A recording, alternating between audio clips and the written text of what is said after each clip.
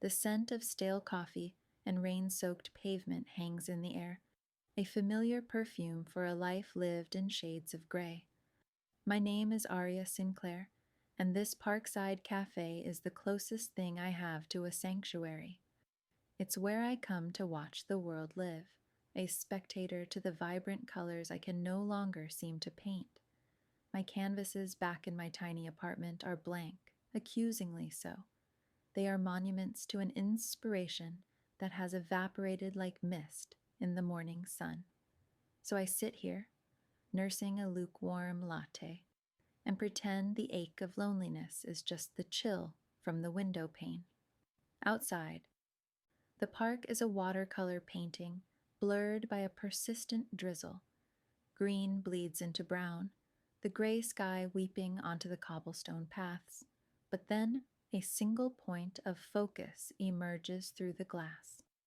A little girl, no older than 7, sits on a bench near the grand three-tiered fountain. Her father stands a few feet away, a statue carved from granite and shadow, his posture a silent warning to the world. Even from this distance, his presence is a physical weight, a pocket of immense pressure that bends the space around him. People give them a wide berth, their gazes sliding away as if from a blinding light. The girl, however, is a beacon. She wears a bright yellow raincoat, a sun in the middle of the deluge. A slender white cane rests across her small lap. Her face is tilted up toward the sound of the cascading water, her expression one of serene concentration. She is listening to the fountain's song, and in that moment, something inside me, a rusted gear that has been stuck for months, grinds into motion. I feel a pull, an inexplicable need to close the distance between us. Everyone ignores her, lost in their own hurried lives, shielded by their umbrellas and their indifference. Everyone but me. I leave my half-finished coffee, the bell above the door announcing my departure, with a cheerful, tinny jingle that feels entirely out of place. The drizzle is cold against my skin, plastering strands of my hair to my cheeks, but I barely notice. My focus is entirely on the small figure in yellow. Her father's head turns slightly as I approach, his eyes tracking my movement with an unnerving intensity. He is tall, dressed in a tailored black coat that seems to absorb the very light around him. His face is all sharp angles and stark planes, a study in severity. He doesn't move to intercept me, but his stillness is more threatening than any motion. It's a predator's stillness, confident and absolute. I stop a few feet from the bench, my heart a frantic bird against my ribs. I should turn back. This man radiates a danger that is primal and unmistakable. But the girl's face, so open and so curious, holds me fast. I take a deep breath, ignoring the silent command of the man behind her, and walk the final few steps. I kneel on the damp ground in front of her, my jeans immediately soaking through. "Hello," I say, my voice softer than I intended. Her head tilts toward the sound of my voice. A small, questioning smile touches her lips. "Hello. My name is Aria." I look at her small hands, resting on the cane. I feel an impulse I don't question. I reach out slowly, giving her time to refuse, and gently take one of them. Her fingers are small and cool. She doesn't pull away. Her grip is surprisingly firm, trusting. "Do you want to know what it looks like?" I whisper, my voice thick with an emotion I can't name. She nods eagerly, her smile widening, and so I begin to paint for her, not with a brush, but with words. I describe the way the sunlight, weak as it is trying to break through the clouds, turning the edges of the gray puffs into silver. I tell her how the fat, lazy pigeons are waddling on the path, their heads bobbing as if they're listening to a secret rhythm. I describe the fountain, the centerpiece of our view. The water isn't just falling, I murmur, my eyes fixed on the spectacle. It's dancing.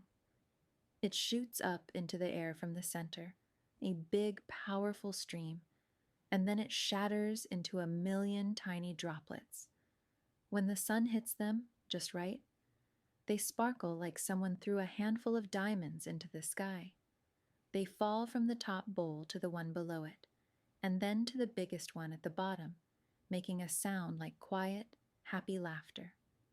Her smile blooms, radiant and completely unguarded. It's the most beautiful thing I've seen in years. She squeezes my hand. Diamonds, she repeats, the word a treasure on her tongue. But then I feel it. A shadow falls over us. Her father's gaze, which I had felt from a distance, is now a physical weight pressing down on my shoulders.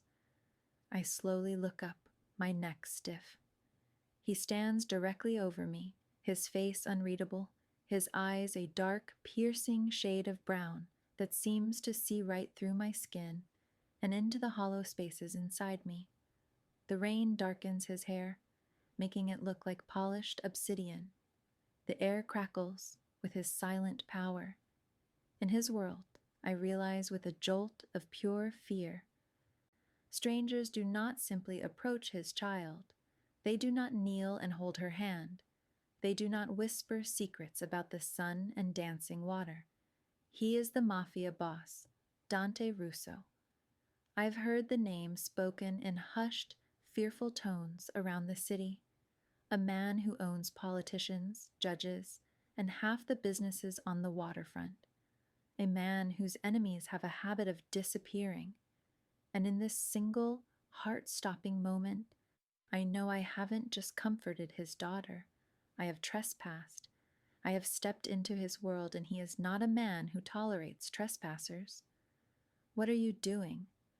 His voice is low, a gravelly rumble that vibrates through the ground, through my bones. It's not a question. It's an accusation. I release his daughter's hand, my own suddenly trembling. I push myself to my feet, my damp jeans clinging to my legs. I am suddenly aware of how small I am, how utterly unprotected. I was just talking to her. Daddy, the little girl says, her voice bright. Her name is Aria. She said the fountain is made of diamonds. Dante Russo's gaze doesn't soften. It flickers from his daughter's smiling face back to mine, and if anything, it hardens. I know what you said. He was listening to every word.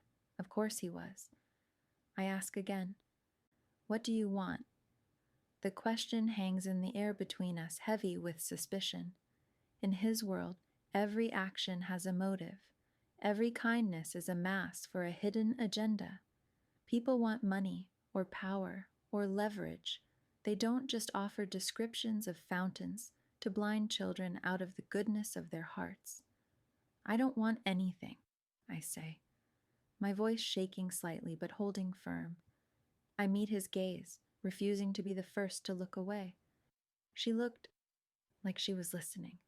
I wanted to give her something to see. A flicker of something unreadable crosses his features. It's not disbelief, not exactly. It's something closer to confusion, as if I've spoken to him in a language he doesn't understand. He studies my face, his scrutiny so intense it feels like he's peeling back layers of my soul. He takes in my worn coat, my faded jeans, the frayed strap of my messenger bag. He sees a woman with nothing, a nobody. Lucia, he says, his voice losing its hard edge for just a moment as he addresses his daughter. It is time to go. But Daddy, I like Aria, she protests, her lower lip pushing out in a pout. We will see Aria again, he states. It's not a promise to his daughter. It's a command to me. He turns his gaze back on me, cold and absolute. A black car, sleek and silent as a panther, pulls up to the curb beside the park. A man in a suit gets out of the driver's side and opens the back door. You will be at this park, This same time tomorrow, Dante Russo says. His tone leaves no room for argument. It is not a request, it is a decree. He is not asking me to come back. He is informing me of a fact that has just been willed into existence. I have a life. I have things to do, I stammer, a pathetic flicker of defiance. His lips curve into something that is not a smile. It is a chilling display of teeth. Your schedule has just been cleared. He reaches into his coat and pulls out a slim wallet. He extracts a thick stack of $100 bills, held together by a simple gold clip, and holds it out to me. For your time. I stare at the money, then back at his face. The insult is a hot slap. He thinks he can buy me, by this moment, package it up for his daughter's consumption. I don't want your money, I say, my voice sharp. He doesn't retract the hand. It is not a negotiation. You will take it, and you will be here tomorrow. Or I will find you, and you will regret making me look for you. The threat is not veiled. It is laid bare, cold and sharp as a blade. Fear, real and icy, snakes up my spine. This is not a man who makes idle threats. I know that as surely as I know my own name. I have a choice, but it is no choice at all. I can take his money and play by his rules, or I can disappear. My hand, seemingly of its own accord, reaches out and takes the money. The bills are crisp and cool against my skin. His fingers brush mine, and a jolt, like static electricity, shoots up my arm. His eyes hold mine for a second longer, a look of grim satisfaction on his face. He has won. He always wins. He gently takes his daughter's hand. Come, Lucy. He leads her toward the car, her white cane tapping a soft, rhythmic beat on the wet pavement. Before she gets in, she turns her head in my direction, her face alight with that incredible smile. See you tomorrow, Aria, she calls out. I can only nod, the words stuck in my throat. The heavy car door clicks shut, sealing them inside. The car pulls away from the curb, its tires hissing on the wet road, and vanishes into the city's gray afternoon. I am left standing alone in the rain, a thick wad of cash clutched in my hand, my world irrevocably tilted on its axis. The quiet, lonely life I knew just 10 minutes ago is gone. And I have a terrifying feeling it's never coming back. The next day, I am there. I tell myself it's because of the threat, the cold promise in Dante Russo's eyes. But if I am being honest, a part of me is there for Lucy. Her smile has haunted my dreams, a small, bright spark in the suffocating darkness of my empty apartment.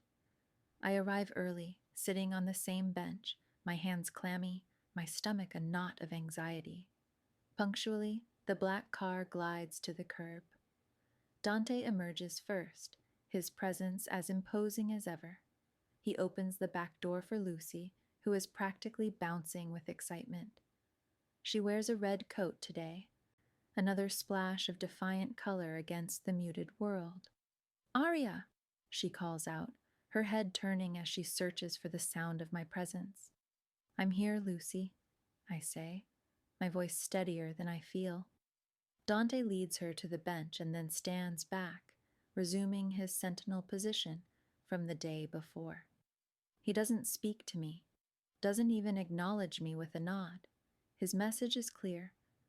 I am here for one purpose, and one purpose only. I am a service he has purchased for his daughter. So I talk to Lucy.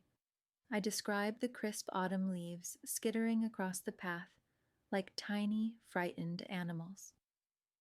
I tell her about the grumpy-looking bulldog being walked by a woman in a ridiculous feathered hat. I invent a story about the statues in the fountain, of sea gods and mermaids having a silent underwater party. Lucy laughs, a sound like wind chimes, and asks 1,000 questions. For an hour, I forget the looming shadow of her father. I forget the fear.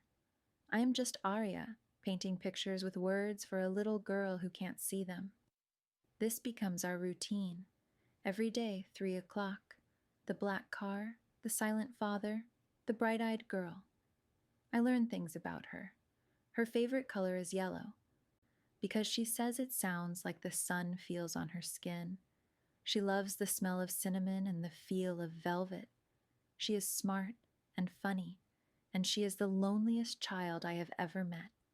She has no friends, goes to no school. Tutors come to the house. Her entire world is curated and controlled by the man who watches us from a distance. Sometimes I feel his eyes on me, and I know he isn't just watching his daughter. He is studying me, trying to solve the puzzle of me.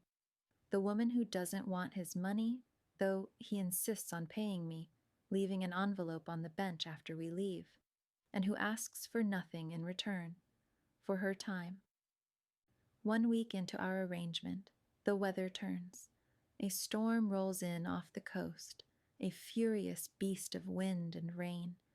I assume our meeting will be canceled, but at 2:45, my phone, an old, cheap model, buzzes with a number I don't recognize. I answer hesitantly. "Be outside in 10 minutes." It's his voice, deep, commanding, and utterly unmistakable. The line goes dead before I can respond. Panic wars with a strange sense of inevitability. I throw on my coat and shoes, my mind racing. 10 minutes later, the same black car from the park is parked outside my dilapidated apartment building. It looks like a spaceship landed in a junkyard. The driver, the same man I've seen before, gets out and opens the back door for me. I slide in, my heart hammering. Dante Russo is sitting opposite me. The enclosed space of the car amplifies his presence tenfold. He smells of expensive cologne, clean linen, and something else. Something metallic and dangerous, like ozone after a lightning strike. "Lucia was looking forward to your visit," he says, his voice a low murmur that is barely audible over the drumming of the rain on the roof. I don't like to disappoint her. "So you came to pick me up?" I ask, feeling foolish. Unacceptable for her to be out in this weather. "We will be going to my home." My blood runs cold. His home, the fortress, the lion's den. I don't think that's a good idea. "Your opinion on the matter is irrelevant," he states flatly. The car is already moving, pulling seamlessly into the flow of traffic. I am trapped. "You are employed by me. You will work where I tell you to work." The drive is silent and tense. We head toward the wealthiest part of the city, the old money district where mansions hide behind towering hedges and iron gates. We pull up to a set of gates that are at least 20 feet high, wrought iron shaped into intricate, menacing patterns. They swing open without a sound. The house isn't a house. It's a palace, a sprawling stone edifice that looks like it was plucked from the Italian countryside and dropped into the middle of the city. It's beautiful, but cold, impersonal, a monument to wealth and power, not a home. Inside, the vast, echoing space is decorated with impeccable minimalist taste. Marble floors, soaring ceilings, art on the walls that probably costs more than my entire apartment building. But there is no warmth, no clutter, no sign of life, save for the grim-faced staff who move with silent efficiency, their eyes carefully averted. And then I hear her. "Aria," Lucy's voice echoes from a room down the hall. I follow the sound and find her in a magnificent library, shelves stretching 2 stories high, filled with leather-bound books. She is sitting in a large armchair by a roaring fire, a blanket over her lap. Her face lights up when I enter. "You came." "Of course I did," I say, my anxiety melting away at the sight of her. I spend the next 2 hours with her in that library. I read to her from a book of fairy tales, my voice weaving stories of dragons and brave knights. Dante remains in the room, sitting at a massive mahogany desk in the corner, ostensibly working on his laptop. But I feel his gaze on me the entire time. He is not working. He is watching, listening. As I read the final lines of a story, Lucy's breathing has evened out. She has fallen asleep, her head lolled to one side, a peaceful expression on her face. I gently remove the book from her grasp and tuck the blanket more securely around her. She does that. Dante's voice startles me. I turn to see him standing just behind me. I hadn't heard him approach. She fights sleep but stories. They soothe her. She's a wonderful girl, I whisper, my eyes still on Lucy. She is all I have left of her mother, he says, his voice raw with a grief that is clearly still fresh, still bleeding. It's the first personal thing he has ever said to me. It hangs in the air between us, a fragile, unexpected bridge. I look at him then, really look at him, and for the first time I see past the Mafia boss, past the intimidating facade. I see a man hollowed out by loss, a father clinging desperately to the one precious thing he has left in the world. The power, the mansion, the control, it's all a fortress built around his own shattered heart. Her mother. I'm sorry, I say, the words inadequate. He just nods, his jaw tight. He lifts the sleeping Lucy into his arms with a tenderness that seems completely at odds with his violent reputation. She murmurs in her sleep and snuggles against his chest. He carries her out of the room, leaving me alone by the fire. The uneasiness of our cohabitation begins that day. The trips to the park stop. Every afternoon, the black car appears outside my building to ferry me to the Russo mansion, and every evening it takes me back to my lonely apartment. I become a fixture in their silent, opulent world. My life is no longer my own. It is dictated by the needs of a little girl and the whims of her dangerous father. I spend my days with Lucy, exploring the vast house and its manicured gardens. The mansion is a gilded cage, beautiful and suffocating. I describe the paintings on the walls, the intricate patterns in the Persian rugs, the view of the city skyline from the high windows. We play hide and seek, her laughter echoing in the cavernous halls, a sound of pure life in a place that feels more like a mausoleum. Dante is a constant peripheral presence, a ghost in his own home.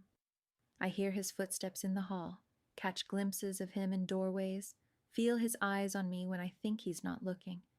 The tension between us is a living thing, a tightly wound cord that hums with unspoken questions and a strange, burgeoning awareness. We barely speak, but our silence is filled with a language all its own. He observes everything. He notices that Lucy prefers it when I describe things using smells and sounds, not just visuals. He sees the way she holds my hand, her small anchor in a world of darkness. I, in turn, notice things about him. I see the way his shoulders relax just a fraction when Lucy laughs. I see the exhaustion etched around his eyes when he comes home late at night. I see him standing in the doorway of her room long after she's fallen asleep, just watching her breathe. One evening, as I'm getting ready to leave, a maid approaches me. "Mr. Russo requests your presence in his study." My stomach plummets. The study is his inner sanctum, a place I've never been invited. I follow the maid down a long, quiet corridor to a set of heavy oak doors. She knocks once, and then opens the door for me, closing it softly behind me. The room is dark, paneled in rich, dark wood. The only light comes from a green banker's lamp on a massive desk. Dante is sitting behind it, a glass of amber liquid in his hand. The air smells of old books, leather, and whiskey. Sit, he says, gesturing to the leather chair opposite him.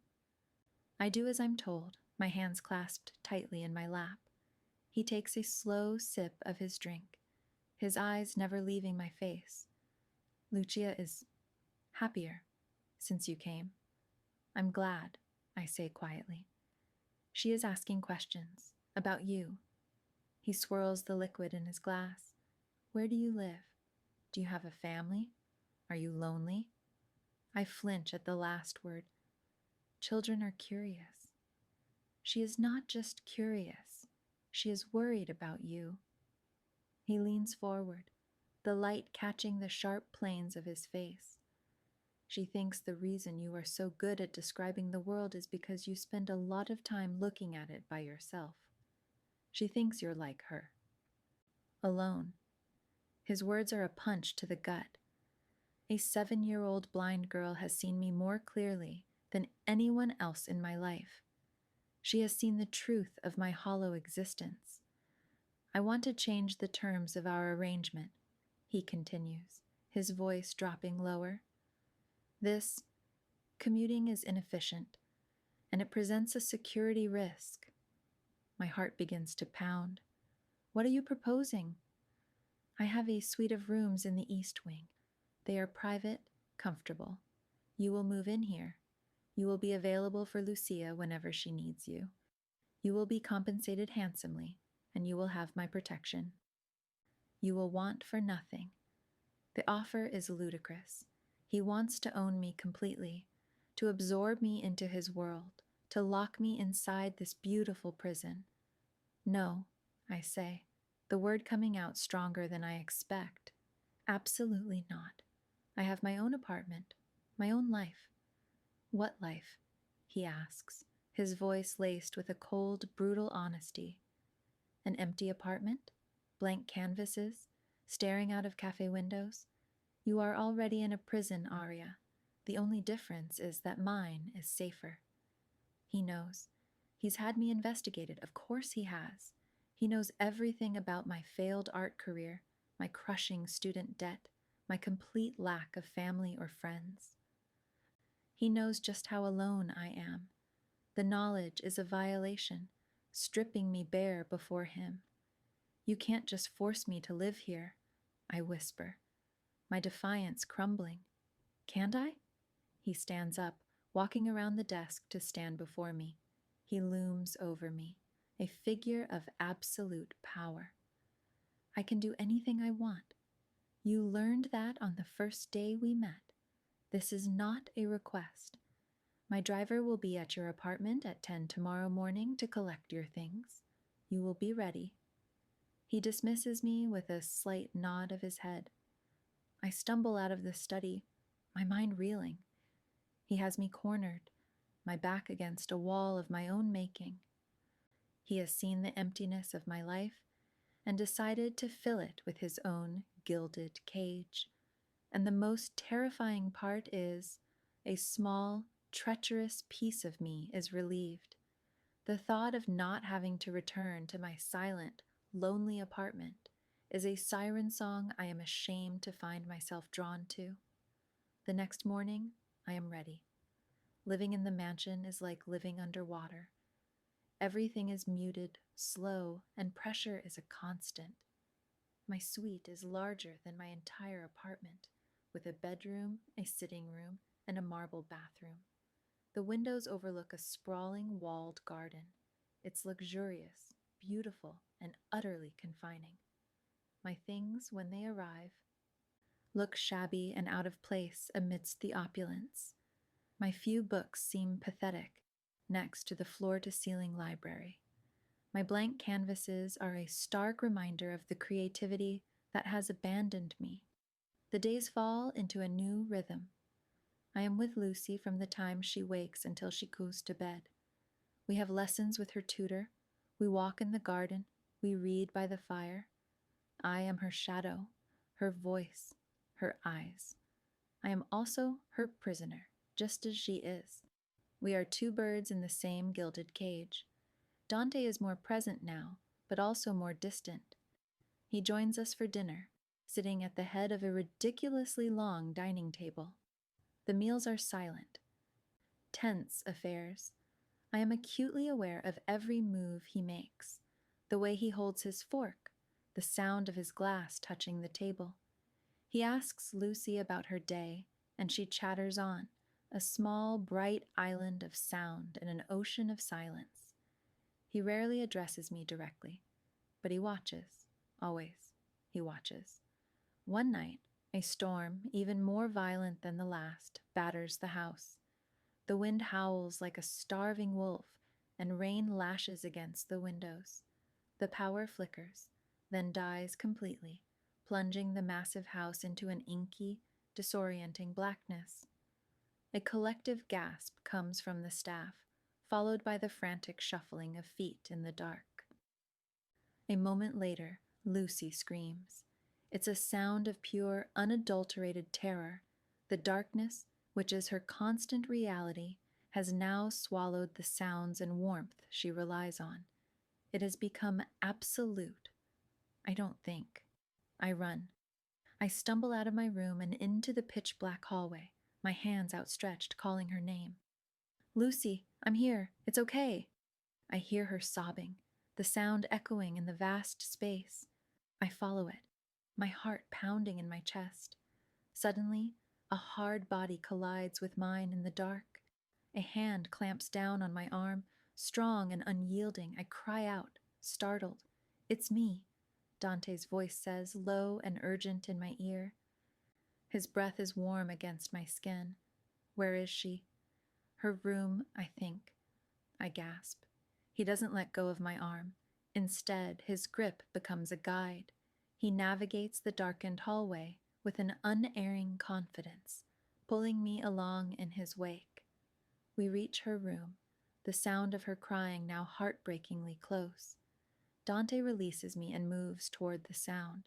Lucia, Papa is here. You are safe. It's too quiet, she wails. I can't hear anything. The emergency generator hasn't kicked in. The silence of the house, usually just a backdrop, is now a heavy, oppressive blanket. Dante is murmuring to her in Italian, his voice a low, soothing rumble. I fumble in my pocket for my phone, my fingers shaking as I turn on its flashlight. The small beam cuts through the darkness. It illuminates a scene of surprising intimacy. Dante is sitting on the edge of Lucy's bed, holding her small, trembling body against his. Her face is buried in his chest, her hands clutching his shirt. He is stroking her hair, his large, powerful frame curved protectively around her. The ruthless Mafia boss is gone. In his place is just a father, comforting his terrified child. He looks up at me, his eyes finding mine in the narrow beam of light. There is no mask, no guard. For a split second, I see a raw vulnerability in his expression, a deep-seated fear that mirrors his daughter's. He is afraid of the dark, too. Not the absence of light, but the darkness of the world he inhabits and its potential to harm the one thing he loves. The generator will start soon, he says, his voice tight. The storm must have damaged the primary switch. Just as he speaks, a deafening crack of thunder shakes the very foundations of the house. It is immediately followed by the sound of shattering glass from somewhere downstairs. Dante is on his feet in an instant. The comforting father vanishes, replaced by the predator. Stay with her, he orders me, his voice a low growl. He pulls a small black pistol from the waistband of his pants. My breath catches in my throat. The sight of the weapon is a stark, brutal reminder of who he is in the world I am now trapped in. What was that? I whisper, my voice trembling. Trouble, he says grimly. He moves to the door, a silent shadow in the gloom. Before he slips out, he looks back at me. Lock this door. Do not open it for anyone but me. Do you understand? I nod, unable to speak. He disappears into the darkness, and I am left with a sobbing child. and the terrifying sounds of a house that is no longer safe. I rush to the door and turn the heavy lock. I push a chair under the knob for good measure, my heart hammering against my ribs. I go back to Lucci, gathering her into my arms. She is cold and shaking. I hold her tight, whispering reassurances I do not feel. I start telling her a story, my voice a strained whisper in the dark room. A story about a firefly who wasn't afraid of the dark because he carried his own light inside him. Outside the door, I hear muffled shouts, a heavy thud, the distinct, sickening sound of a gunshot, then another. Lucy screams again, burying her face against my neck. I clamp my hand over her ear, trying to shield her from the sounds of the violence unfolding just feet away from us. I am shaking as hard as she is. This isn't a story. This is real. This is Dante Russo's life. And now it is mine. An eternity passes. The sounds of the fight die down, replaced by an even more terrifying silence. The only sounds are my own ragged breathing and Lucy's whimpering. The power is still out. The darkness is absolute. Then, a soft knock on the door. Aria. It's his voice. My body sags with a relief so profound it almost makes me sick. I untangle myself from Lucy, my legs unsteady as I cross the room and remove the chair. My hand trembles as I turn the lock. I open the door a crack. Dante stands there, the faint light from my phone illuminating his face. He has a cut on his cheek, and his white shirt is splattered with blood. Blood that is not his own. It's over, he says, his voice strained. We are safe. He pushes the door open and steps inside, his gaze immediately finding Lucy, who is huddled on the bed. He crosses to her in 2 strides, kneeling beside her and pulling her into a fierce hug. It's all right, Mia Cara. Papa is here. Just then, the lights flicker on. The emergency generator has finally kicked in, flooding the room with a sterile, humming light. The sudden brightness is jarring. I can see him clearly now. The blood, the dishevelment, the raw fury still simmering in his eyes. 2 of his men appear in the doorway, their faces grim, guns still in their hands. Get them out of here, Dante snarls at his men, not taking his eyes off his daughter, and clean up the mess. The men nod and disappear. I stand by the door, frozen, a useless spectator. I feel like I'm going to be sick. The reality of my situation has never been more stark. I am living in the home of a killer, a man who solves problems with bullets and bloodshed. Dante finally looks at me. His eyes are dark. Haunted. Thank you, he says, his voice rough, for staying with her, for being brave. I wasn't brave, I whisper. I was terrified. Bravery isn't the absence of fear, he says, his gaze intense. It's doing what you have to do, despite it. He looks down at his blood-stained shirt as if noticing it for the first time. He stands up, a deep weariness settling over him. I need to take care of things. He leaves the room, and I am left with the aftermath. The scent of gunpowder hangs faintly in the air. I sit with Lucy until she finally cries herself to sleep, her small body exhausted by fear. I stay in her room that night, curled in an armchair, unable to face the silence of my own suite. I can't stop seeing the blood on his shirt, the cold efficiency of his violence.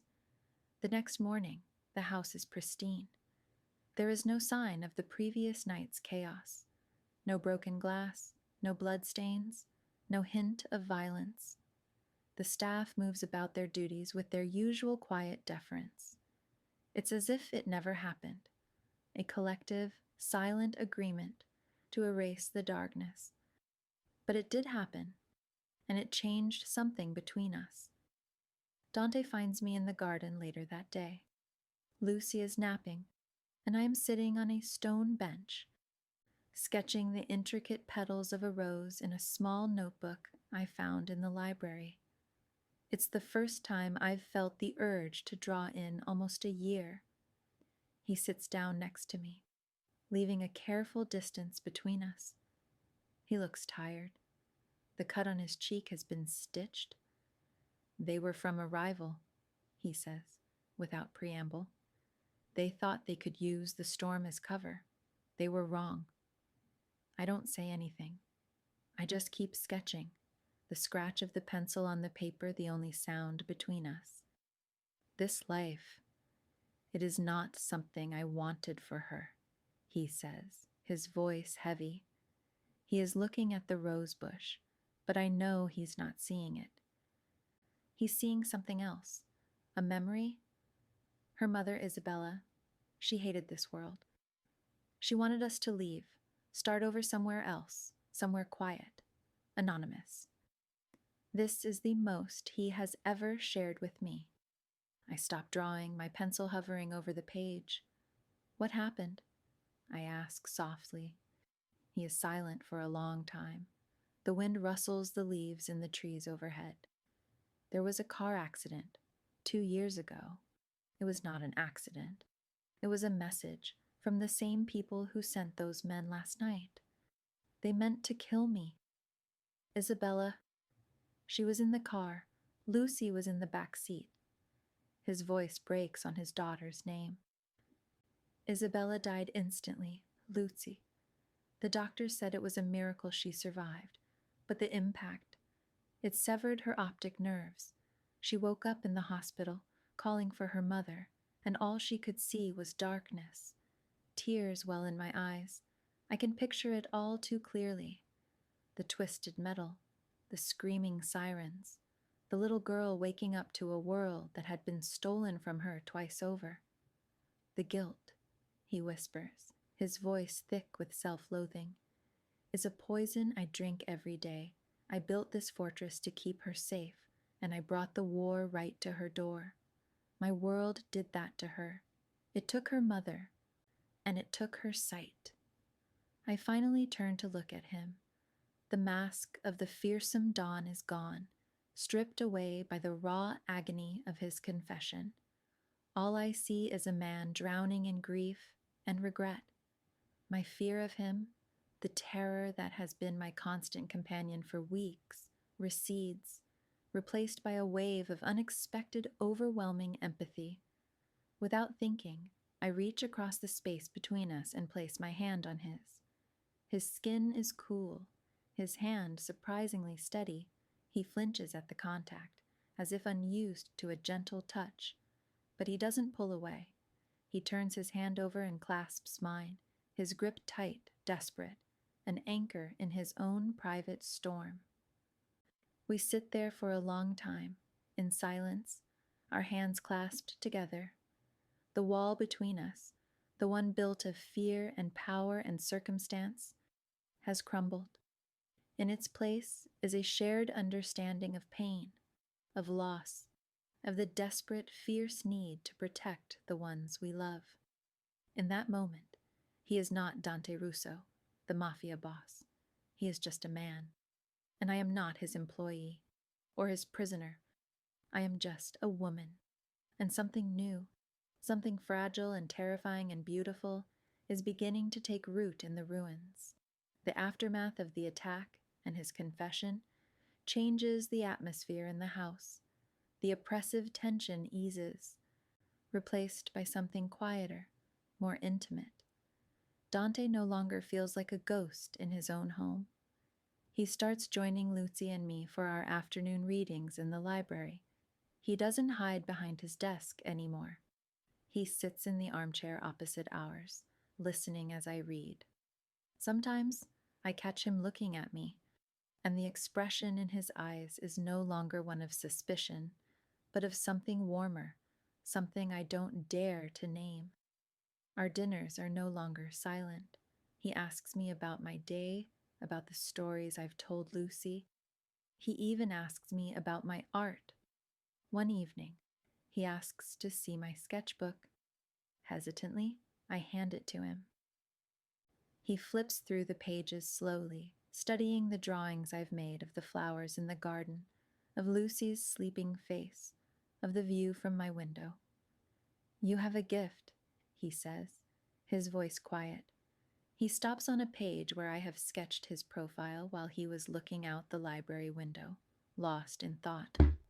He studies it for a long moment. "You see things others do not."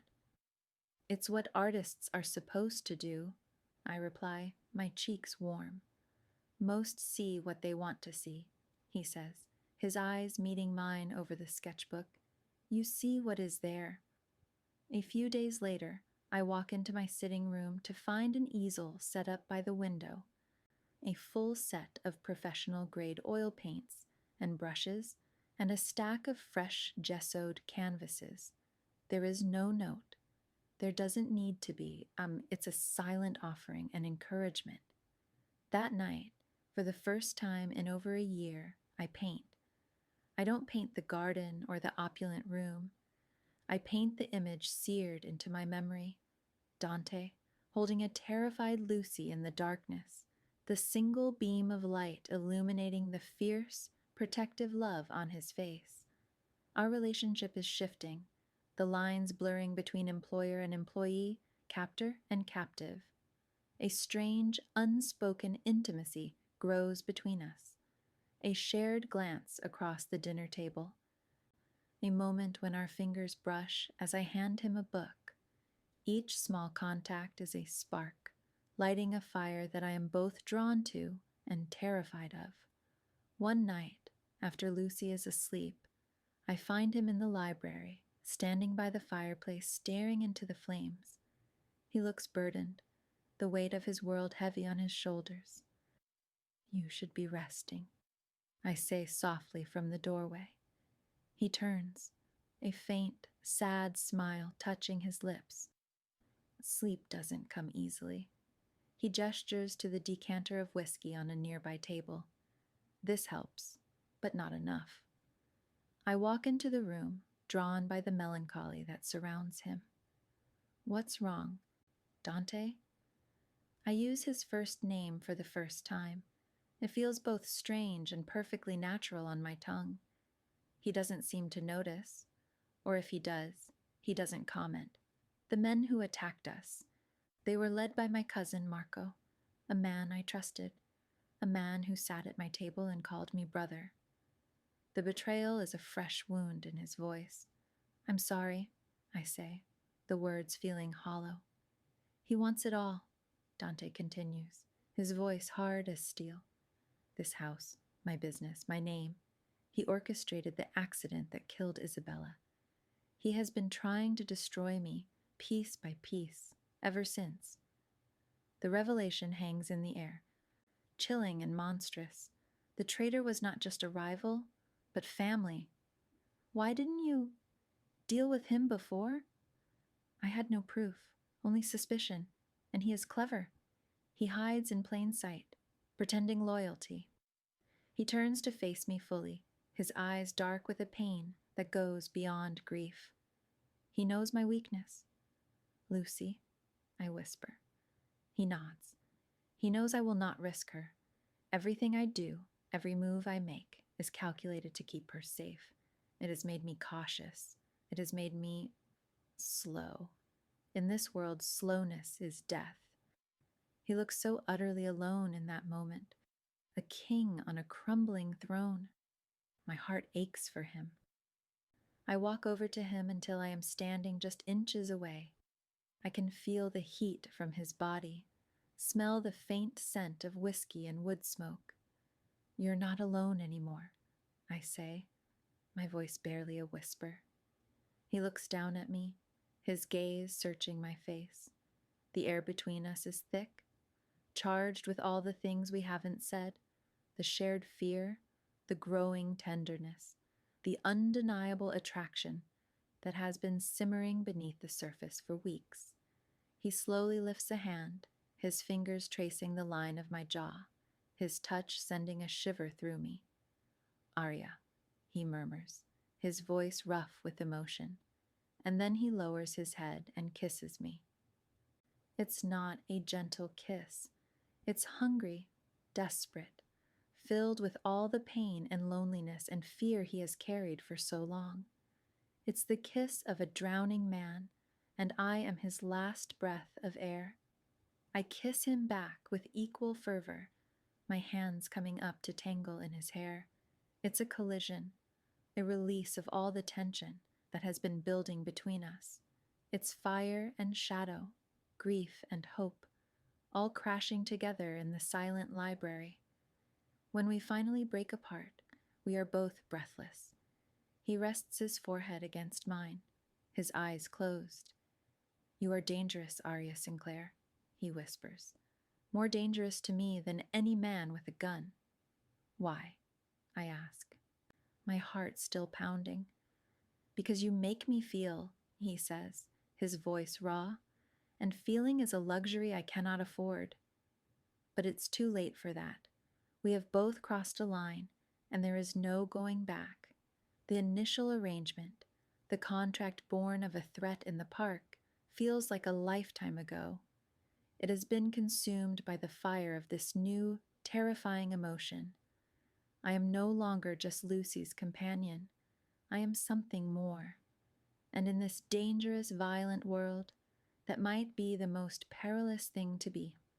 The days that follow our kiss are a strange mix of domestic bliss and simmering dread. On the surface, we are a family. We eat together. We read together. We walk in the garden. Dante smiles more. He touches me often, a hand on the small of my back, fingers brushing mine. These small intimacies are both a comfort and a constant reminder of the danger we are in. Marco is still out there. The threat is not gone. It is just gathering strength in the shadows. My painting becomes my solace.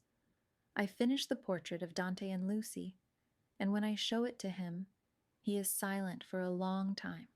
He traces the painted image of his daughter's face with his finger, his expression unreadable. "You have captured her soul," he says finally, his voice thick. He hangs it in his study, a place of honor opposite his desk, but the piece is fragile, a thin sheet of ice over a raging river. The number of guards around the estate doubles. Dante takes calls in hushed, angry tones. He starts carrying his gun with him at all times, even in the house. The fortress is preparing for a siege. One afternoon, Lucy and I are in the garden, planting seeds in a small patch she has claimed as her own. She loves the feel of the cool, damp earth in her hands. I am describing the colors of the flowers we are planting, bright red tulips, sunny yellow daffodils, when one of Dante's men, a grim-faced man named Roman, approaches us. "Aria," he says, his voice tight with urgency. "The dawn needs you. Now." A cold knot of fear forms in my stomach. "What is it? What's happened?" "Just come, quickly." I tell Lucy I'll be right back and follow Roman into the house. He leads me not to the study, but to a high-tech security room in the basement that I never knew existed. A wall of monitors shows every angle of the estate. Dante is standing in the center of the room, his body rigid with tension, his eyes fixed on one of the screens. "What's going on?" I ask, my voice trembling. He points to a monitor showing the front gate. A woman is standing there, arguing with the guards. She is beautiful, impeccably dressed with an air of cold, aristocratic confidence. "That is Sofia Romano," Dante says, his voice a low growl. "Her family are old allies, and she was once involved with Marco. What does she want?" "She claims to have information about Marco's plans." He turns to look at me, his eyes hard. "I don't trust her. She is a snake, but I cannot afford to ignore this." He hesitates, then continues. "She has asked to speak with you." "Me?" I am stunned. "Why me?" "She says she will not speak to me. She says a woman will understand her position better." His face is a mask of fury. "It is a game, a manipulation. but I need to know what she knows. What do you want me to do? I want you to meet with her in the conservatory. Roman and 2 other men will be just outside the doors. I will be in here, watching and listening to every word. He takes my hands, his grip tight. Be careful, Aria. She will try to poison you against me. She will lie. Do not believe a word she says. My heart is hammering, but I nod. I have to do this. For him. For Lucy. I have become part of this war, whether I wanted to or not. I meet Sophia in the glass conservatory. The air is warm and humid, thick with the scent of orchids and damp earth. She is sitting at a small wrought iron table, a picture of cool elegance. She smiles as I approach, but it doesn't reach her cold, calculating eyes. Aria Sinclair, she says, her voice smooth as silk. The little sparrow Dante has taken into his gilded cage. You are prettier than I expected. What do you want, Sophia? I ask, keeping my voice steady. To help you, of course, she says, taking a sip of the tea a maid has brought her. You have no idea what you have gotten yourself into, do you? You think this is a fairy tale? The beast tamed by the gentle maiden. She laughs, a sharp, unpleasant sound.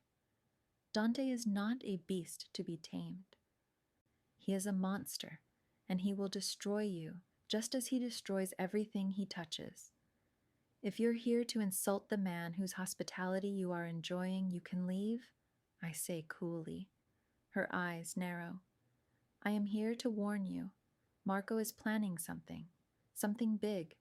He is not just after the business anymore. He is coming for the girl. My blood runs cold. What are you talking about? He knows Dante's weakness. He is going to take her, and when he does, Dante will crumble. He will hand over everything to get her back, and then Marco will kill them both.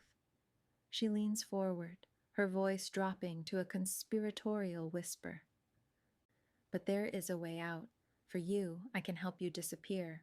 A new life, a new name. Far away from all of this. Why would you help me? I ask, my suspicion growing. Because I hate Marco, she says, a flicker of genuine venom in her eyes. He used me and cast me aside. I want to see him fail, and I feel sorry for you. You are just a pawn in their game. She reaches across the table and places her cool hand on mine. But you have to do something for me. I need access to Dante's study. There are documents in his safe, proof of Marco's treason that I can take to the other families. They will turn on him. It is the only way to stop him for good. It's a trap. I can feel it. She wants me to betray Dante, to break into his most private space.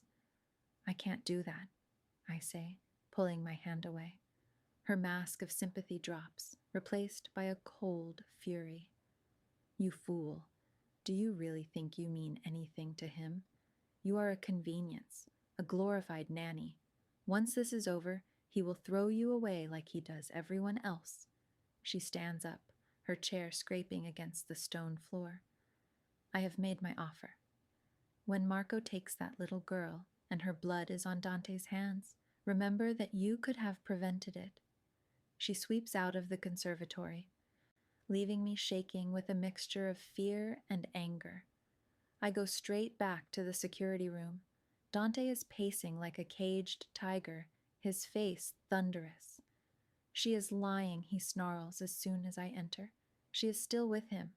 This was a test, to see if you would betray me, to try and plant a seed of doubt.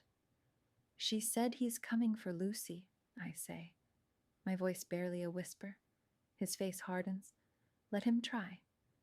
But the seed of doubt has been planted not in me, but in him. The threat to Lucy has become real and immediate. The very next afternoon, it happens. I am in the library with Lucy. Dante is in a meeting in his study. Roman is stationed outside the library doors. It's a quiet, normal afternoon.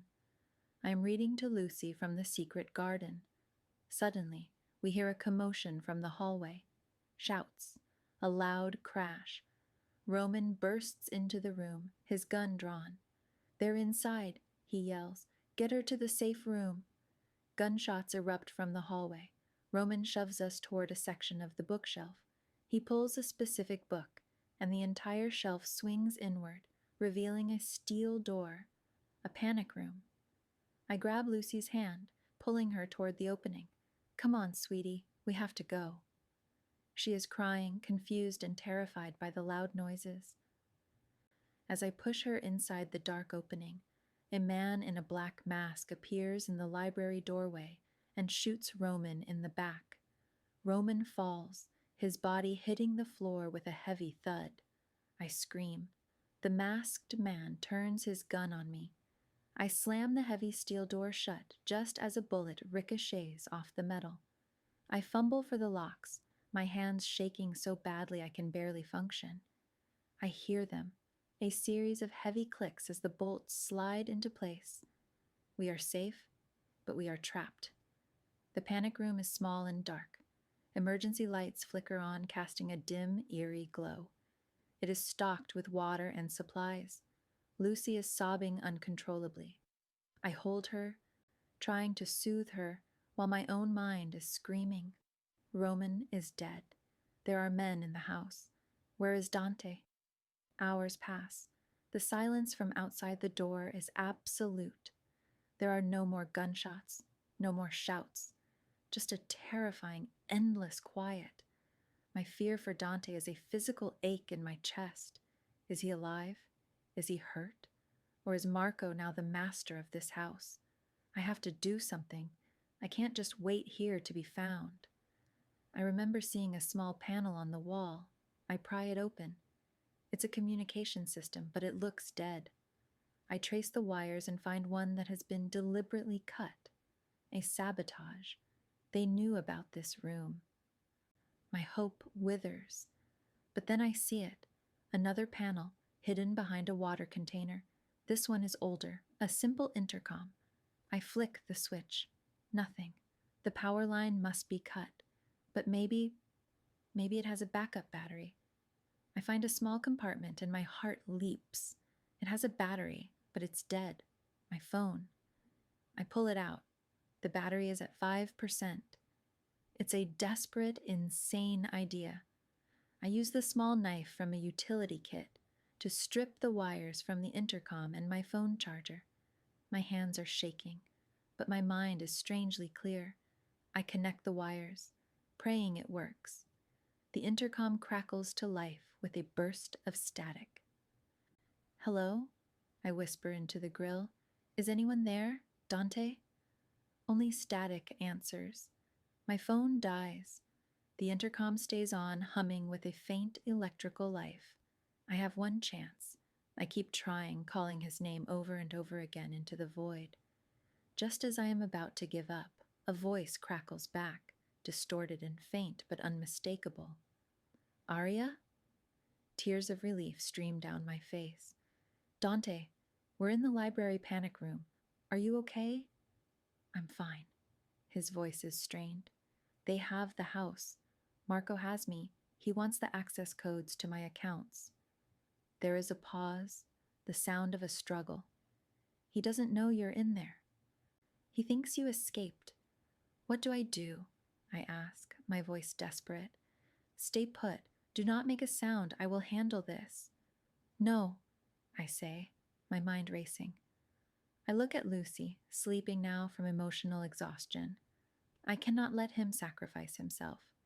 An idea, wild and dangerous, forms in my mind. "Dante, the painting. The one I did of you and Lucy. You hung it in your study." "Aria, what are you talking about?" "The wall behind your desk. It's a false wall, isn't it? There's a passage. I saw the seams when the light hit it just right one morning. It leads out of the house." There is a stunned silence on the other end. "How did you know that?" "I see things, remember?" I take a deep breath. "Marco has you in the study, doesn't he? He's using your office as his command center. Yes, I'm coming for you. Aria, no, it's too dangerous. He will kill you. He will kill you anyway, I say, my voice hard. Trust me, Dante. I don't wait for a reply. I find the emergency release for the panic room door.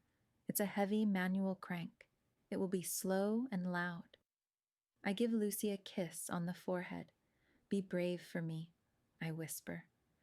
I begin to turn the crank. The sound is deafening in the silence. But there are no gunshots. The house is quiet. They must have moved all their men to guard the perimeter, thinking the fight inside was over. The door swings open. The library is dark, lit only by the moonlight filtering through the tall windows. Roman's body is gone. I creep out, my heart in my throat. I make my way through the silent, darkened halls of the mansion, a ghost in my own home. I reach the hallway outside the study. I can hear voices, Marco's, triumphant and cruel, and Dante's low and defiant. I find the service passage I suspected was there, hidden behind a tapestry. It's dark and narrow. I follow it until I estimate I am behind the study. I find a small grill, a peephole. I look through. I can see them. Dante is tied to a chair. Marco is standing over him, a gun in his hand. 2 other men are in the room. Last chance, cousin, Marco is saying. The codes, or I start sending you pieces of your daughter. He doesn't know Lucy is safe. He's bluffing. But Dante doesn't know that. I see the agony on his face. He is about to break. My eyes scan the wall behind him. There it is, my painting. And behind it, I know, is the mechanism to open the secret door. But it's on the other side of the room. Then I see it.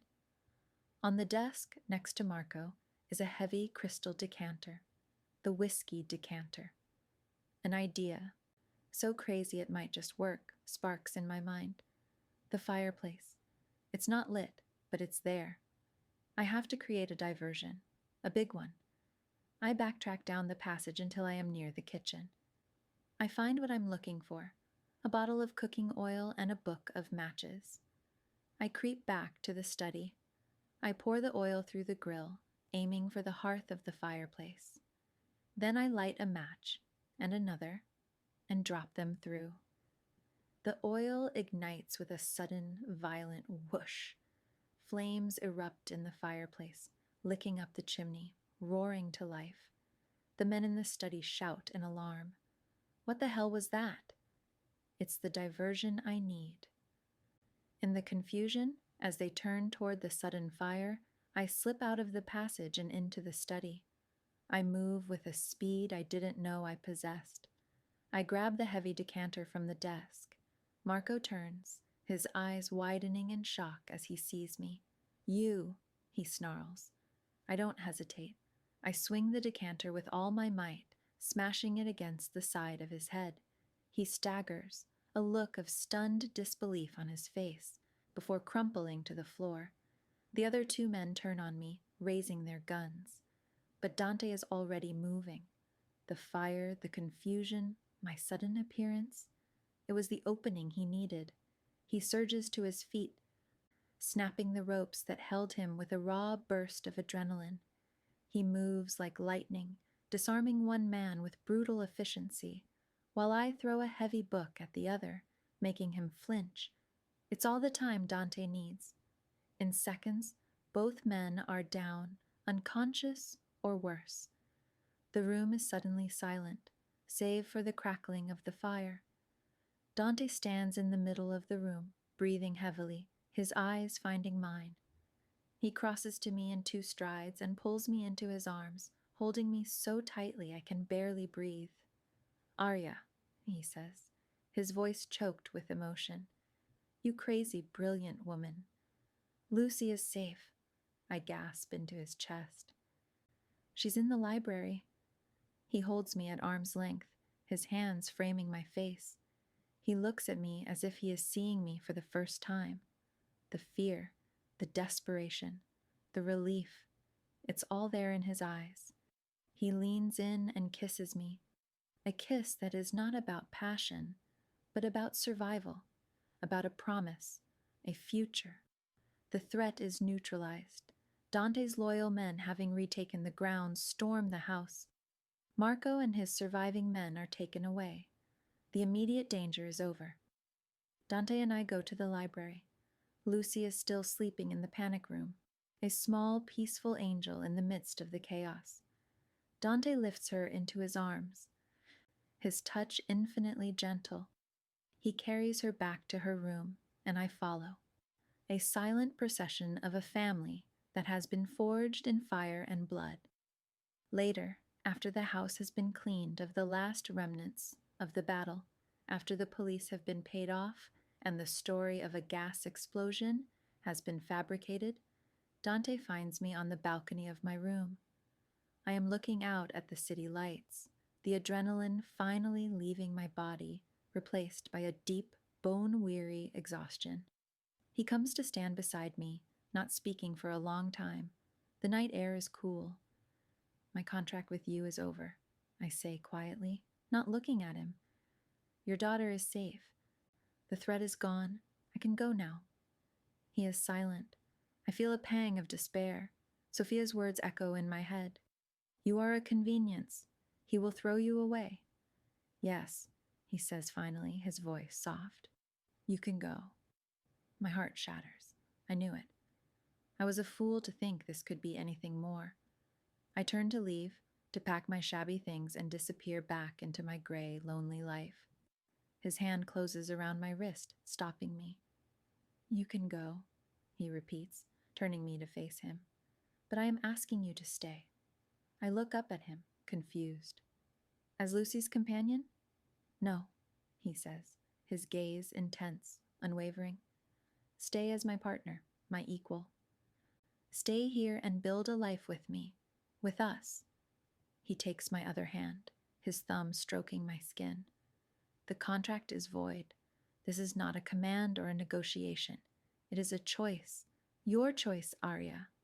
He looks vulnerable, stripped of his power and his armor. He is just a man, asking the woman he loves not to leave him. This world is dangerous, Dante, I whisper, the last vestiges of my fear clinging on. It's violent and dark. I know, he says, but you are the light. You walked into my world of shadows and you brought the sun with you. You taught a blind girl how to see, and you taught a broken man how to feel. Don't leave us in the dark again. Tears well in my eyes as I look at his face. This complicated, dangerous, beautiful man. This father who would burn the world down for his child. I think of my empty apartment, my blank canvases, the suffocating loneliness. And I think of Lucy's laughter echoing through these halls, of Dante's rare, breathtaking smile, of the feeling of his hand in mine. It's not an easy choice. It's a choice for a life filled with risk and uncertainty. But for the first time in a very long time, it's a choice for a life filled with love. Okay, I whisper, a tear tracing a path down my cheek. A slow smile spreads across his face, a genuine, radiant smile that transforms his severe features. Okay? Yes, I say, my voice stronger now. I step forward, closing the final space between us, and wrap my arms around his neck. I'll stay. He lifts me off the ground, spinning me around in a circle, his laughter a deep, wonderful sound that fills the night. He sets me down and kisses me, a kiss that holds the promise of 1,000 sunrises, of a new beginning. We are no longer a boss and his employee, a captor and his captive. We are a family, scarred and broken, but bound together by something far stronger than any contract. We are a new pact, made not of necessity, but of choice. And as I stand there in his arms, with the lights of the city sparkling below us, I know I am finally home. I don't know exactly when my gray life ended. Maybe the moment I knelt in the rain. Maybe the first story I whispered about diamonds in the fountain. But standing here now, I know it's gone. The cafe, the blank canvases, the quiet ache behind the window pane. All of it feels like another lifetime. I walked into Dante Russo's world thinking I was trespassing, thinking I was risking everything. Instead, I found a little girl who reminded me what light feels like, and a man who, behind the power and the danger, still knows how to hold that light as if it's sacred. I'm not naive. This is not a fairy tale. His world is still violent, still dark. But for the first time in years, my hands are no longer empty, and my heart isn't either. I chose to stay. For Lucy, for him, and for the part of me that finally started to live again. If you've been with me through this storm, thank you. Tell me in the comments, would you have walked away or would you have stayed? Like the video if you felt the pull of this story, subscribe and ring the bell for the next slow burn love story. And until then, keep your heart brave. And don't be afraid to step out of the gray.